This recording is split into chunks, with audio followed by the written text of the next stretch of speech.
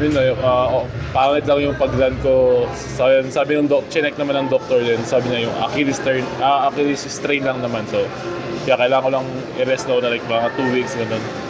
Like, parang, kasi naramdaman ko yung pag-run ko eh. So, like, pangit yung pagkaano ko. Kaya, yun. And then, yeah. I have a MRI pa bukas.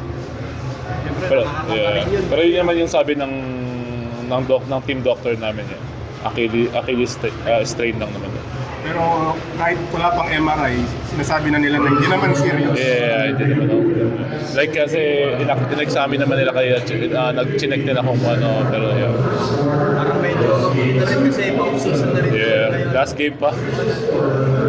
Yun nga, masabi mo lang sa naging alam natin dito yung sanang campaign this conference, but if anything, if ever meron pa kayo parang takeaways or positives na makakadala nyo as a team as you guys prepare for the third conference?